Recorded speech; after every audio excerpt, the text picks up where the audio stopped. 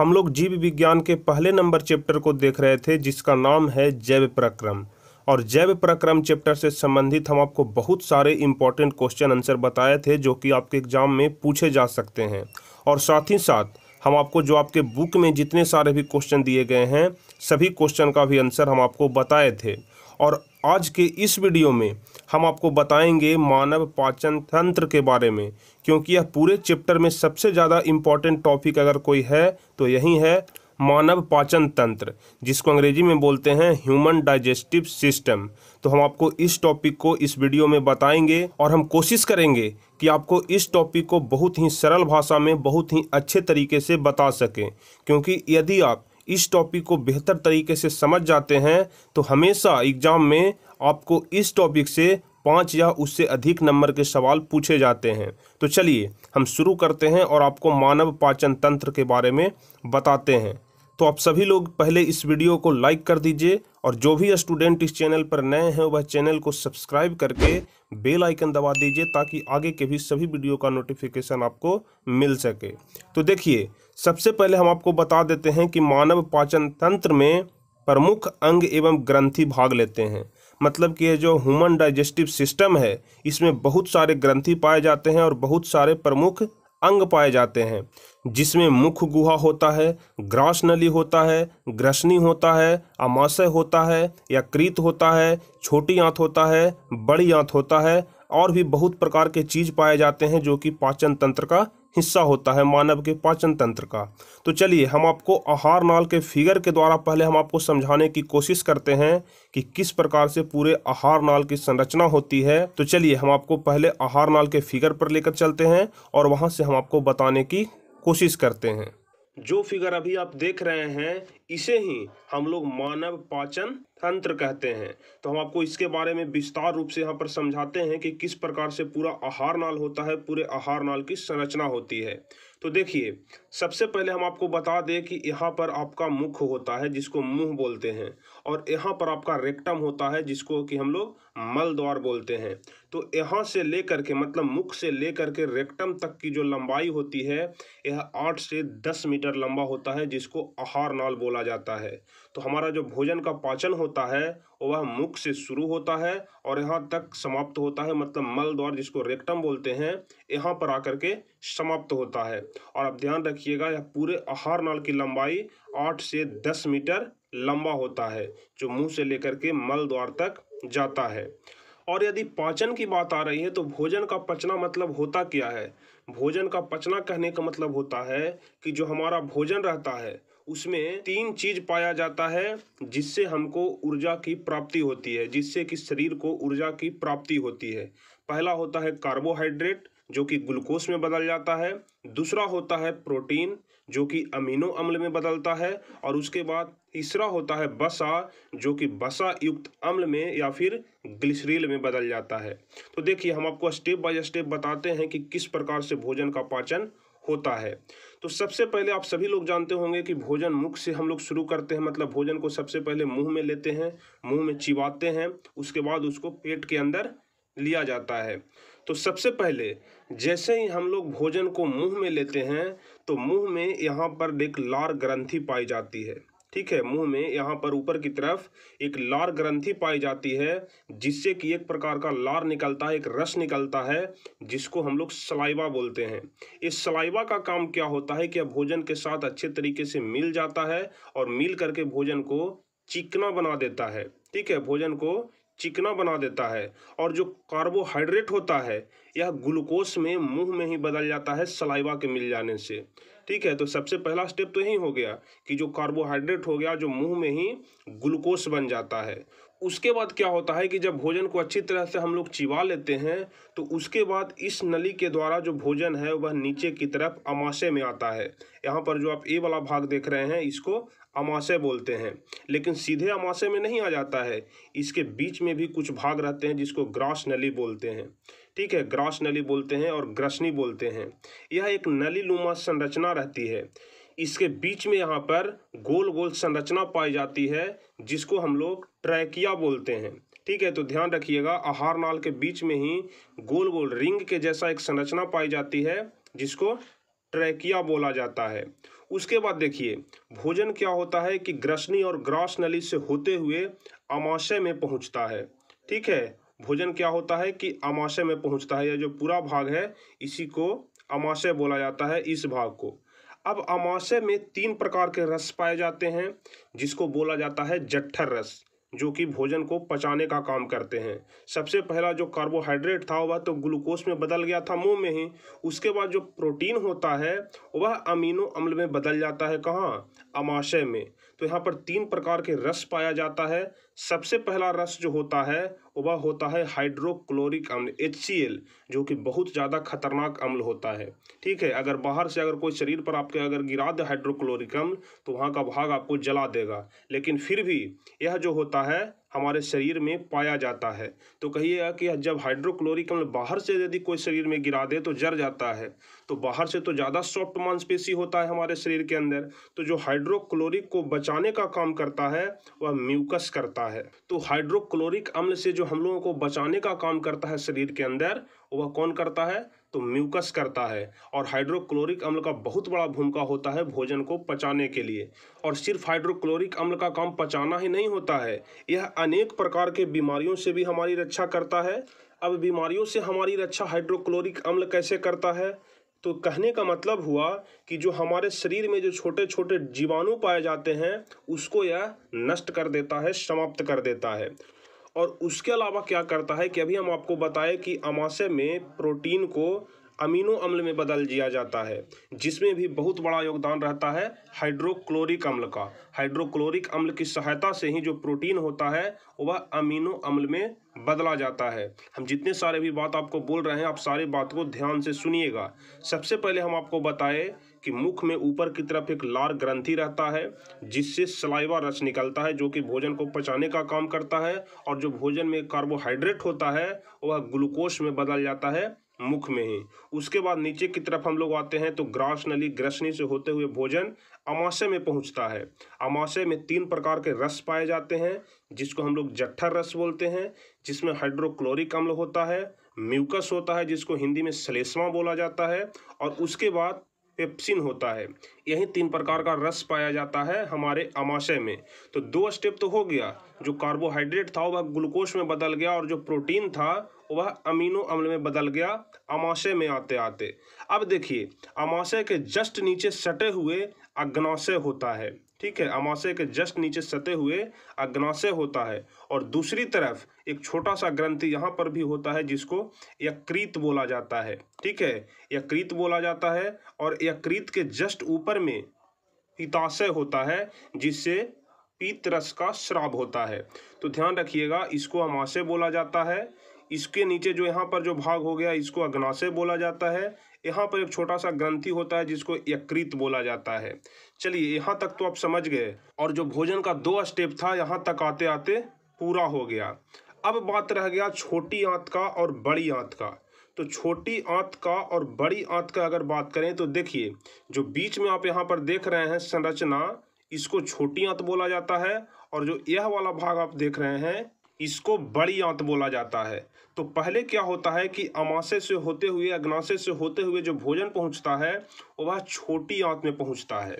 और छोटी आंत में क्या होता है कि जो भोजन में बचे हुए जो प्रोटीन रह जाते हैं वो, और जो बसा रह जाता है उसको यह बसा युक्त अम्ल में या फिर ग्लिसरील में बदल देता है। छोटी आंत में ही यह काम हो जाता है। और उसके बाद जब इसमें से बसा का अवशोषण हो जाता है, बसा को बसा युक्त अम्ल में बदल दिया जाता है, तब यह भोजन कहाँ पहुँचता है? बड़ी आंत में पहुंचता है। और बड़ी आंत का क्या काम है कि यह जो भोजन का जो अपशिष्ट पदार्थ बच जाता है उसको अर्ध ठोस के रूप में या फिर अर्ध द्रव के रूप में बदलता है। मतलब कि जो यहाँ पर जो पदार्थ पहुंचता है वह न ज़्यादा ठोस रहता है न ज़्यादा द्रव रहता है, मतलब दोनों के बीच का भाग रहता है। और उसके साथ साथ जो जल की मात्रा अधिक अगर उसमें रहती है तो इसे शोषण भी कर लिया जाता है। अब देखिए यहाँ पर एक महत्वपूर्ण चीज़ है जो हम आपको बताते हैं। जो छोटी आंत होती है उसमें अंगुली नुमा संरचना होती है। इस प्रकार से अंगुली नुमा इसमें संरचना होती है जिससे कि वसा का अवशोषण होता है। यहाँ से भोजन अगर चलता है तो इसके बीच बीच में आकर के फंस जाता है जो वसा होता है, और इससे सीधे जब यहाँ से वसा का अवशोषण होता है और इसके बाद सीधे हमारे शरीर के सारे कोशिकाओं तक उस वसा को पहुंचा दिया जाता है। देखिए, आप सोच रहे होंगे कि भगवान किस प्रकार से शरीर को बनाए हैं तब जाकर के पूरा पाचन क्रिया का काम होता है, कितना जटिल तंत्र होता है हमारे शरीर के अंदर में। तो देखिए, छोटी आंत में क्या होता है कि यहाँ से वसा का अवशोषण क्लियर रूप से हो जाता है, अंगुली नुमा संरचना पाई जाती है दोनों तरफ से, इसलिए। और उसके बाद क्या होता है कि भोजन बड़ी आंत में आता है, और बड़ी आंत में क्या होता है कि जो अधिक जल की मात्रा रहता है और जल के अलावा और भी जो बचे खुचे जो प्रोटीन वसा होता है उसको यहाँ से अवशोषित कर लिया जाता है, और उसके बाद जो अपशिष्ट पदार्थ होता है उसको बड़ी आंत से होते हुए रेक्टम के द्वारा बाहर निकाल दिया जाता है, जो कि सीधे अपशिष्ट पदार्थ रह जाते हैं। उसमें न तो कोई प्रोटीन होता है, न तो वसा होता है, न कार्बोहाइड्रेट होता है। देखिए, फिर से हम आपको एक बार समझा दे रहे हैं। मुंह में क्या हो जाता है कि कार्बोहाइड्रेट ग्लूकोज में बदल जाता है। उसके बाद अमाशय में क्या होता है कि जो प्रोटीन होता है वह अमीनो अम्ल में बदल जाता है। अमाशय में 3 प्रकार के हम आपको बताए कि रस पाया जाता है जिसको जठर रस बोलते हैं, जिसमें HCl होता है जो कि सबसे खतरनाक एसिड होता है, सबसे खतरनाक अम्ल होता है HCl, जिसको हिंदी में हाइड्रोक्लोरिक अम्ल बोलते हैं। उसके बाद म्यूकस होता है जिसको हिंदी में श्लेष्मा बोलते हैं, और उसके बाद पेप्सिन होता है। यही 3 प्रकार के रस हमारे अमाशय में पाया जाता है। उसके बाद भोजन छोटी आंत में आता है। छोटी आंत में अंगुली नुमा संरचना होती है जिससे वसा का अवशोषण हो जाता है। उसके बाद भोजन बड़ी आंत में जाता है, और बड़ी आंत से होते हुए या रेक्टम के द्वारा समय समय पर बाहर निकाल दिया जाता है। यहाँ पर आपको एक छोटा सा भाग दिखाई दे रहा है जिसको अपेंडिक्स बोला जाता है। आप लोग नाम सुनते होंगे हमेशा, किसी किसी को अपेंडिक्स हो जाता है, और जब अपेंडिक्स होता है ना तो बहुत अधिक दर्द करता है। अपेंडिक्स जब पक जाता है तो बहुत अधिक दर्द करता है। अब अपेंडिक्स दर्द कैसे करता है जिसके बारे में हम आपको बताते हैं। देखिए, अपेंडिक्स यहाँ पर पाया जाता है या शरीर का इसमें कोई काम नहीं है, या सिर्फ ऐसे ही दिया हुआ रहता है। आप कहिएगा कि जब इसका कोई काम नहीं है तो इस शरीर में दिया हुआ क्यों रहता है? तो यह शरीर में इसलिए दिया हुआ रहता है कि बहुत समय पहले जब मानव, उसको मानव नहीं आदि मानव कह सकते हैं, जब पेड़ पौधे घास फूस खाता था तो उसको यह पचाने का काम करता था। लेकिन जो अब यह ग्रंथि है वह निष्क्रिय हो गया है, मतलब हमारे किसी काम का नहीं है। तो आप बोलिएगा कि यदि अभी हम लोग घास फूस खाते हैं तो क्या इसको यह पचा पाएगा? तो जी नहीं, अभी नहीं पचा पाएगा, क्योंकि यह जो ग्रंथि हो गया निष्क्रिय हो गया है, अब काम करना बंद हो गया है। और किसी भी चीज़ को काम करने के लिए उसको समय चाहिए, बहुत अधिक समय लगता है, तो फिर यह चालू हो सकता है। लेकिन यदि अभी आप घास फूस खाते हैं तो यह इसको पचाने में असमर्थ रहेगा। तो यह हमारे शरीर के किसी काम का नहीं है, जहाँ तक यह नुकसान ही पहुँचाता है। तो हम आपको बता रहे थे कि कैसे है जो यहाँ पर अपेंडिक्स दर्द देता है। देखिए, जब हम लोग भोजन को करते हैं और भोजन का एक आध दाना भी अगर इसमें आकर के फंस जाता है तो समझिए कि आपको यह असहनीय दर्द देगा। उसके बाद क्या होता है कि जब दर्द देना शुरू करता है तो डॉक्टर इसको ऑपरेशन करके बाहर निकाल देता है, क्योंकि इसका तो कोई काम हमारे शरीर में है नहीं, इसलिए इसको काट करके बाहर निकाल देता है। तो यही पूरा संरचना था जो आहार नाल के बारे में संरचना था। यदि आपको परीक्षा में पूछता है कि आहार नाल का संरचना बनाइए और इसके बारे में हमको बताइए, अभी हम आपको स्टेप बाय स्टेप बताएंगे कि मुख गुहा क्या होता है, ग्रसनी क्या होता है, ग्रास नली क्या होता है, सभी कुछ का आपको परिभाषा भी हम आगे बताएंगे। छोटी आंत क्या होता है, बड़ी आंत क्या होता है, सारे कुछ के बारे में हम आपको बताएंगे। तो फिलहाल हम आपको आहार नाल के बारे में समझा रहे थे, तो हम आशा करते हैं कि आप इसके डायग्राम को बिल्कुल ही अच्छी तरीके से समझ गए होंगे। तो चलिए हम आपको अब ले चलते हैं परिभाषा पर, और आपको बारी बारी से सभी कुछ का एक एक करके परिभाषा बताते हैं। तो हम अभी अभी आपको मानव के पाचन तंत्र के बारे में बताए। तो देखिए, सबसे पहले हम लोग देखेंगे कि मुख गुहा क्या होता है। तो देखिए, भोजन पचाने की शुरुआत मुख से होती है। मुख जिस गुहा में जाकर के खुलती है उसे मुख गुहा कहते हैं। ठीक है, भोजन जो होता है वह मुख से शुरुआत होता है भोजन का पाचन, और मुख जिस गुहा में जाकर के खुलता है उसे मुख गुहा कहते हैं। इसमें क्या क्या होता है? तो इसमें दांत होता है, जीभ होता है, लार ग्रंथि पाई जाती है। अभी अभी हम आपको बताए कि लार ग्रंथि से सलाइवा नामक रस निकलता है। इसमें दांत का कार्य भोजन को छोटे छोटे टुकड़ों में बांटना, और लार ग्रंथि से लार स्रावित होता है जिसे जीभ भोजन को मिलाने का कार्य करता है। क्योंकि जब लार स्रावित होता है तो उसको भोजन को मिलाना चाहिए, भोजन में उसको मिलाना चाहिए। तो भोजन में जो मिलाने का काम होता है वो वह लार ग्रंथि करता है। तो आप लोग इसे ध्यान रखिएगा। उसके बाद जो अगला भाग होता है वह होता है ग्रास नली। ग्रास नली हम आपको बताए थे कि आहार नाल मतलब कि मुंह और जो अमाशय होता था उसके बीच का भाग होता है, उसको ग्रास नली बोला जाता है।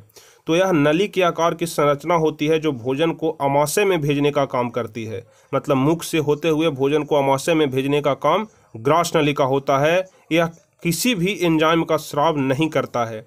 मतलब ग्रास नली से किसी भी प्रकार का कोई भी एंजाइम का स्राव नहीं होता है। चलिए उसके बाद क्या होता है कि अमाशय को हम लोग देखेंगे। हम आपको बताए थे कि जो ग्रास नली से होते हुए भोजन कहाँ पहुँचता है, तो अमाशय में पहुँचता है। तो अब हम लोग अमाशय के बारे में जानेंगे। तो देखिए, ग्रास नली के नीचे या फिर आगे कह सकते हैं कि थैली नुमा संरचना होता है जिसे हम लोग अमाशय कहते हैं, जिसका आकार अंग्रेजी के जे आकार का होता है। जिस प्रकार से आप लोग अंग्रेजी में जे लिखते हैं ना, इसी प्रकार से अमाशय का यहाँ पर आकार होता है। अमाशय में भोजन 3 से 4 घंटा तक रहता है। अमाशय में भोजन 3 से 4 घंटा तक रहता है। मतलब जब 3-4 घंटा भोजन अमाशय में पड़ा रहता है तब जाकर के वहाँ भोजन का पाचन होता है।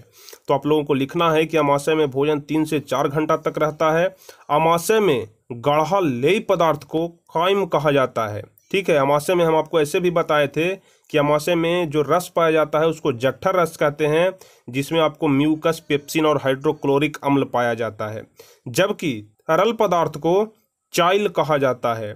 अमाशय में पेप्सिन और लाइपेज एंजाइम का स्राव होता है। अभी अभी हम आपको बताए कि अमाशय से 3 प्रकार के रस निकलते हैं, जिसमें एक हो जाता है हाइड्रोक्लोरिक अम्ल, दूसरा आपको म्यूकस या फिर श्लेष्मा या फिर उसको लाइपेज बोल सकते हैं, और उसके बाद पेप्सिन का स्राव होता है। तो यही संरचना था आपको अमाशय के बारे में। उसके बाद भोजन कहाँ आता है? अमाशय के बाद भोजन छोटी आंत में आता था। तो छोटी आंत होता है कि यह आहार नाल का सबसे लंबा भाग होता है। ठीक है, छोटी आंत आहार नाल का सबसे लंबा भाग होता है, जिसकी लंबाई 6 से 7 मीटर होती है। हम आपको बताएं कि पूरे आहार नाल की लंबाई 8 से 10 मीटर होती है, जिसमें 6 से 7 मीटर सिर्फ छोटी आंत ही लंबा होता है। भोजन का संपूर्ण पाचन छोटी आंत के इलियम भाग में होता है। इलियम भाग में हम आपको बताएं कि अंगुली जैसी संरचना पाई जाती है, जिसको बिलाई कहा जाता है। ठीक है, बिलाई उसको कहा जाता है। चलिए, अब बिल्ली आप लोग मत समझ लीजिएगा, यहाँ पर बिलाई होता है। तो आप लोग ध्यान रखिएगा, छोटी आंत की लंबाई 6 से 7 मीटर का होता है। भोजन का संपूर्ण पाचन छोटी आंत के इलियम भाग में होता है। इलियम भाग में अंगुली नुमा संरचना पाई जाती है। हम आपको अभी अभी ऊपर में बताए कि इस प्रकार से इसमें अंगुली नुमा संरचना पाया जाता है। इसी को हम लोग बिलाई कहते हैं। चलिए, उसके बाद जो लास्ट होता है वह बड़ी आंत होता है कि बड़ी आंत में ही भोजन का संपूर्ण पाचन हो जाता है। और बड़ी आंत में जब भोजन का पाचन हो जाता है उसके बाद रेक्टम के द्वारा भोजन को बाहर निकाल दिया जाता है, क्योंकि वह अपशिष्ट पदार्थ बच जाता है। तो देखिए, बड़ी आंत में क्या होता है कि इसकी लंबाई 1.5 से 2 मीटर होती है। ठीक है, बड़ी आंत की लंबाई 1.5 से 2 मीटर होती है। इसमें भोजन का पाचन नहीं होता है, यह जल अवशोषण का कार्य करती है। आपको हम अभी अभी बताए कि यदि जल का मात्रा अधिक रहता है छोटी आंत के बाद, तो बड़ी आंत के द्वारा क्या होता है कि जो बचे हुए जल हैं, जो अधिक जल हैं, उसका अवशोषण कर लिया जाता है। यह जल अवशोषण का कार्य करती है और अपच पदार्थ को गुद्देदार या फिर मल द्वार के सहारे बाहर निकाल दिया जाता है, जिसको रेक्टम बोला जाता है। यहाँ पर आपको आहार नाल का संरचना दिया गया है, जिसके बारे में अभी अभी हम आपको बताए। उसके बाद देखिए, एक क्वेश्चन यहाँ पर आता है जो कि बहुत ज़्यादा इंपॉर्टेंट क्वेश्चन है कि अमाशय में HCl अम्ल की क्या भूमिका है, हाइड्रोक्लोरिक अम्ल की अमाशय में क्या भूमिका है। तो देखिए, हम लोग लिखेंगे कि अमाशय में HCl अम्ल की बहुत बड़ी भूमिका है। यह हमारे शरीर में प्रतिदिन 3 लीटर स्रावित होता है। यदि HCl आपके शरीर पर 1 बूंद गिर जाए तो वहाँ के भाग को वह जला देगा, लेकिन यह तो आपके शरीर में डेली 3 लीटर स्रावित होता है, जिसका प्रमुख कार्य होता है हानिकारक जीवाणुओं को नष्ट करना। यह जो हमारे शरीर में हानिकारक जीवाणु पाए जाते हैं, इसको यह नष्ट करने का काम करता है और रोगों से सुरक्षा प्रदान करता है। अमाशय में जठर ग्रंथि में जठरस एवं पेप्सिन एंजाइम का स्राव होता है, जो प्रोटीन के जटिल अणुओं को छोटे छोटे खंडों में तोड़ देता है, जिसे हम लोग पेप्टॉन कहते हैं। तो आप लोग ध्यान रखिएगा, हमारे शरीर में HCl की बहुत बड़ी भूमिका है। पहला तो हो गया कि यह हमारे शरीर में जीवाणुओं को नष्ट करता है, रोगों से सुरक्षा प्रदान करता है और उसके अलावा जो प्रोटीन के जटिल अणु होते हैं उसको छोटे छोटे खंडों में विभक्त कर देता है। चलिए उसके बाद अगला नंबर हम लोग क्वेश्चन देखेंगे कि पौधों में गैसों का आदान प्रदान कैसे होता है। जो पौधा होता है उसमें गैसों का आदान प्रदान कैसे होता है, तो इसका आंसर होगा कि विसरण विधि के द्वारा पौधों में गैसों का आदान प्रदान होता है। विसरण विधि के द्वारा पौधों में गैसों का आदान प्रदान होता है, जिसमें क्या होता है कि पौधा की पत्ती पाए जाने वाले अस्टोमेटा, देखिए यहाँ पर जो अस्टोमेटा का नाम आया है, अस्टोमेटा कहने का मतलब होता है जिस प्रकार से हम लोग सांस लेने के लिए नाक का इस्तेमाल करते हैं, उसी प्रकार से पेड़ पौधा होता है जो अस्टोमेटा का इस्तेमाल करते हैं श्वास लेने के लिए हैं। तो देखिए हम लोग कहेंगे इसमें कि पौधों में गैसों का आदान प्रदान कैसे होता है, तो विसरण विधि के द्वारा पौधों में गैसों का आदान प्रदान किया जाता है, जिसमें पौधों की पत्ती पाए जाने वाले अस्टोमेटा इसके अलावा छाल गैसों के आदान प्रदान में सहायक साबित होता है। तो पौधों में गैसों का आदान प्रदान कैसे होता है आप समझ गए होंगे। चलिए उसके बाद अगला नंबर क्वेश्चन है कि रसारोहण क्या है। यह सभी क्वेश्चन उतना ज़्यादा इंपॉर्टेंट नहीं है, फिर भी 2 नंबर वाले क्वेश्चन में पूछा जा सकता है, इसलिए आप लोग इसे देख लीजिएगा। कह रहा है कि रसारोहण क्या होता है, तो हम लोग यहाँ पर देखेंगे रसारोहण के बारे में। तो जड़ में पाए जाने वाले जाइलम उत्तक के द्वारा मिट्टी में उपस्थित खनिज लवण को निरंतर ऊपर चढ़ाने की प्रक्रिया को रसारोहण कहते हैं। आप लोग को हम बताए थे कि जाइलम का कार्य होता है कि खनिज लवण को पूरे शरीर में पहुंचाना, ठीक है, जल और खनिज लवण को। तो जो है रसारोहण होता है जो मिट्टी में जो खनिज लवण उपस्थित होता है, क्योंकि पेड़ पौधे मिट्टी पर ही उगते हैं, तो जो मिट्टी में खनिज लवण होता है उसको यह अवशोषित कर लेता है और अवशोषित करके पेड़ के सबसे ऊपरी भाग तक भी पहुंचाने का काम कौन करता है, तो रसारोहण करता है। तो रसारोहण उसी को कहा जाता है जो कि खनिज को पेड़ के पूरे भाग में या फिर पौधों के पूरे भाग में, मतलब सबसे ऊपर तक चढ़ाने की जो प्रक्रिया होती है उसको रसारोहण कहा जाता है। चलिए उसके बाद अगला नंबर क्वेश्चन है कि सहजीवी क्या है। तो सहजीवी के बारे में हम लोग देखेंगे कि 2 जीवों के बीच परस्पर वैसा संबंध, ठीक है, 2 जीवों के बीच परस्पर वैसा संबंध जिसमें दोनों जीव को लाभ होता है उसे सहजीवी कहते हैं। ठीक है, दोनों जीव को लाभ होता है उसे सहजीवी कहते हैं। परजीवी में आपको हम बताए थे कि एक को लाभ होता है और एक को हानि होता है, क्योंकि एक जीव होता है जो दूसरे जीव से अपना पोषण प्राप्त करता है। लेकिन सहजीवी में क्या होता है कि 2 जीवों के बीच परस्पर वैसा संबंध जिसमें दोनों जीव को लाभ होता है सहजीवी कहलाता है। जैसे हो गया कि भैंस और कौआ, कबक और शैवाल इत्यादि। तो आप लोग सहजीवी के बारे में याद रखिएगा कि 2 जीवों के बीच परस्पर वैसा संबंध जिसमें दोनों जीव को लाभ होता है सहजीवी कहलाता है। उसके बाद अगला नंबर क्वेश्चन है कि दंत क्षरण क्या है, और शायद यह इस चैप्टर का सबसे आखिरी क्वेश्चन है, सबसे लास्ट क्वेश्चन है दंत क्षरण। तो देखिए हम लोग लिखेंगे कि पानी में फ्लोराइड की मात्रा बढ़ जाने से अनेक जीवाणु कोशिका भोज्य पदार्थ के साथ मिलकर दांतों पर चिपक जाते हैं। ठीक है, पानी में जब फ्लोराइड की मात्रा बढ़ जाती है तो उसे अनेक जीवाणु कोशिका भोज्य पदार्थों के साथ मिलकर दांतों पर चिपक जाते हैं और दांतों को क्षरण करना शुरू कर देते हैं। क्षरण कहने का मतलब होता है कि धीरे धीरे नष्ट करना शुरू कर देते हैं, उसी को हम लोग दंत क्षरण कहते हैं। चूंकि भोजन अम्ल से अभिक्रिया करके दांत की परत को मुलायम बना देता है। जो भोजन होता है वह अम्ल से अभिक्रिया करके दांत की जो परत होती है उसको मुलायम बना देता है, इसी को दंत क्षरण। देखिए नाम से ही आपको पता चल गया होगा, दंत कहने का मतलब दांत और क्षरण कहने का मतलब ह्रास होना, मतलब दांत का ह्रास होना ही दंत क्षरण कहलाता है। तो आपका यह चैप्टर यहीं पर समाप्त हो जाता है। तो हम आशा करते हैं कि आपको इस चैप्टर में जितने सारे भी चीज़ पढ़ाए गए, जितने सारे भी टॉपिक पढ़ाए गए, सारे टॉपिक को आप भली भांति समझ गए होंगे। तो आपसे यदि जैव प्रक्रम से संबंधित कोई भी क्वेश्चन पूछा जाता है तो जितना हम आपको बताए हैं उसी में से कोई क्वेश्चन आपसे पूछा जाएगा, इससे बाहर आपको एक भी क्वेश्चन नहीं पूछा जाएगा।